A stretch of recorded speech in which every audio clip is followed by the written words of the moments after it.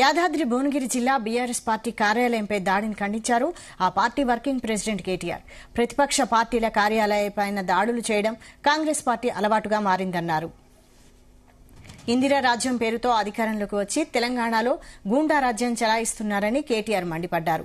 ఎన్నుకున్న ప్రజలతో పాటు ప్రభుత్వ వైఫల్యాలను ప్రశ్నిస్తున్న బీఆర్ఎస్ కార్యకర్తలపై, నాయకులపై, పార్టీ కార్యాలయాలపై దాడులు చేస్తున్న కాంగ్రెస్ పార్టీకి ప్రజలు తగిన బుద్ది చెప్తారన్నారు కేటీఆర్.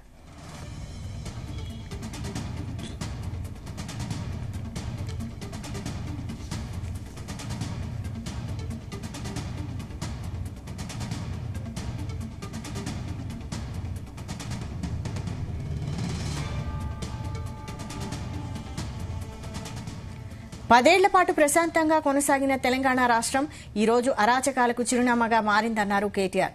దాడులు, గూండాగిరి తమ మార్కు పాలన అని కాంగ్రెస్ పార్టీ మరోసారి నిరూపించుకుందన్నారు. బీఆర్ఎస్ పార్టీ కార్యకర్తల జోలికి, కార్యాలయాల జోలికి వస్తే తగిన గుణపాఠం చెప్తామని కేటీఆర్ హెచ్చరించారు. వెంటనే బీఆర్ఎస్ పార్టీ కార్యాలయంపై దాడి చేసిన కాంగ్రెస్ గూండాలతో పాటు వారి వెనక ఉన్న నల్గొండ జిల్లా కాంగ్రెస్ నాయకులను అరెస్టు చేయాలని డిమాండ్ చేశారు.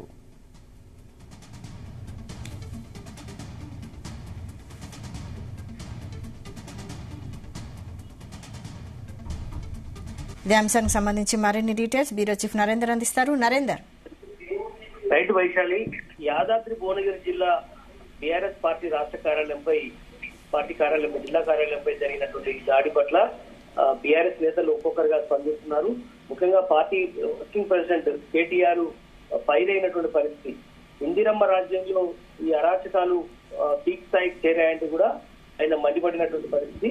ఎందుకంటే రాజ్యం పేరుతో, ఇందిరమ్మ రాజ్యం పేరుతో అధికారంలోకి వచ్చినటువంటి నేతలు తెలంగాణలో గూండా రాజ్యం కల్పిస్తున్నారంటే కూడా ఆయన ఈ సందర్భంగా పేర్కొన్నారు. ఎన్నుకున్న ప్రజలతో పాటు ప్రభుత్వ వైఫల్యాలను ప్రశ్నిస్తున్నటువంటి బీఆర్ఎస్ కార్యకర్తలపైన కూడా ఇష్టానుసారంగా దాడి తెగబడుతున్నారని కూడా ఆయన అన్నారు. నాయకులు, కార్యకర్తలే కాదు, పెద్ద ఎత్తున ముఖ్య నేతల మీద కూడా కేసులు పెట్టి మరీ అరాచకంగా చేస్తున్నారంటే కూడా ఆయన ఈ సందర్భంగా మాట్లాడారు. దాడులు చేస్తున్నటువంటి కాంగ్రెస్ పార్టీకి తగిన బుద్ధి చెప్తామని కూడా కేటీఆర్ ఈ సందర్భంగా చెప్పారు. అంతేకాకుండా 10 ఏళ్ల పాటు ప్రశాంతంగా కొనసాగినటువంటి తెలంగాణ రాష్ట్రం ఈ రోజు అరాచకాలకు కేరా పట్రన్స్ గా మారినట్టు కూడా కేటీఆర్ ఫైర్ అయినటువంటి పరిస్థితి. దాడులు, గూండాగిరి తమ మార్క్ పాలనని కాంగ్రెస్ పార్టీ వారు మరొకసారి నిరూపించుకుంటున్నారని కూడా ఈ సందర్భంగా అన్నారు. బీఆర్ఎస్ పార్టీ కార్యకర్తల జోలికి, కార్యాలయాల జోలికి వస్తే తగిన గుటపాఠం చెప్తామని కూడా హెచ్చరించారు. అంతేకాకుండా చేసిన కాంగ్రెస్ గుండాలతో పాటు వారి వెనుక ఉన్న నల్గొండ జిల్లా కాంగ్రెస్ నాయకులను అరెస్ట్ చేయాలని కూడా ఈ డిమాండ్ చేశారు. కనుక ఈ మధ్యకాలంలో వరుసగా ఇట్లాంటి ఘటనలు జరుగుతున్నాయి. ఇట్లాంటి పోలీసులు ఉదాసీనంగా పోలీసులు ఉంటున్నారు.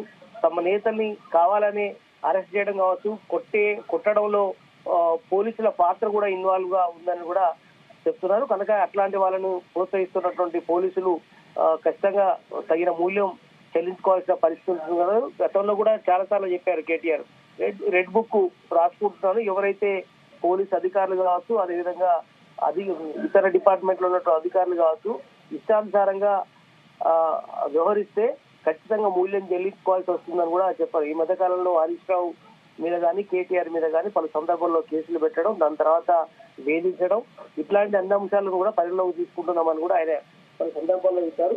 కనుక యాదాద్రి భువనగిరి జిల్లా బీఆర్ఎస్ పార్టీ కార్యాలయంపై దాడిని ఇప్పటికే హరీష్ రావుతో పాటు మిగతా నేతలు కవిత గాని, జిల్లా పార్టీ అక్కడ ఉన్నటువంటి ఇన్ఛార్జి కావచ్చు, అదేవిధంగా మాజీ మంత్రివర్యులు జగదీశ్వర్ రెడ్డి కావచ్చు తీవ్రంగా ఫైర్ అవుతున్నటువంటి పరిస్థితి మనం చూస్తున్నాం. ఈ దాడిపై కాంగ్రెస్ స్పందించిందా? కాంగ్రెస్ పార్టీ వాళ్ళు ఒకటే చెప్తున్నారు, ఈ దాడి మేమేం చేయలేదు, ఇది పూర్తిగా కాంగ్రెస్ పార్టీ అది కావాలని చేస్తుందని కూడా బీఆర్ఎస్ పార్టీ చెప్తుంటే, కాంగ్రెస్ పార్టీ నేతలు మాత్రం దురుద్దేశపూర్వకంగా వాళ్ళు చేసుకొని మా మీద నెపం వేసే ప్రయత్నం చేస్తున్నారు. వాళ్ళు రెచ్చగొడితే మా వాళ్ళు కొంత చేశారు తప్ప ఎక్కడ కూడా అలాంటి సంఘటనలు ఏం లేదు, మా వాళ్ళు ఎక్కడ కూడా దాడికి తెగబడలేదు అనేటువంటి విషయాలంటే కాంగ్రెస్ పార్టీకి సంబంధించిన జిల్లా నేతలు చెప్తున్నారు. ఖచ్చితంగా పోలీసుల ఎంక్వైరీలో ఎవరు ఏందని తేలుతుంది తప్ప మేము ఎక్కడ చేసింది లేదని కూడా చెప్పడం జరుగుతుంది. చూడాలి దీని మీద కేసులు ఏం పెడతారు, దాని మీద ఫర్దర్ గా ముందుకు ఎలా వెళ్తారనేది మనం చూడాల్సిన అవసరం ఉంది. ఇప్పటి వరకు దాడి చేసిన వ్యక్తులను ఎవరినైనా గుర్తించారా పోలీసులు? అదే పోలీసులు ఇంకా బయటికి చెప్పలేదు. కొంతమంది అదుపులోకి తీసుకున్నట్టుగా అయితే సమాచారం ఉంది. ఎవరెవరి మీద ఏ సెక్షన్ల కింద కేసులు పెట్టారు ఏంటి అనేది కాసేపట్లో బయటికి తెలిసే అవకాశం అయితే ఉంది. ప్రజెంట్ అయితే కొంతమందిని అయితే పోలీసులు అదుపులోకి తీసుకొని విచారిస్తున్నారు. ఖచ్చితంగా వాళ్ళను తగిన సెక్షన్ల కింద వాళ్ళ మీద చర్యలు ఉంటాయని పోలీసు వాళ్ళు చెప్పారు. కనుక అది ఇష్టానుసారంగా ఎవరు కూడా ఉపేక్షించేది లేదు. లా అండ్ ఆర్డర్ ఎవరైతే రూల్స్ బ్రేక్ చేస్తారో అలాంటి వాళ్ళ మీద శిక్షలు ఉంటాయని కూడా పోలీసులకు చెప్పడం జరుగుతుంది. Right, thank you Narender.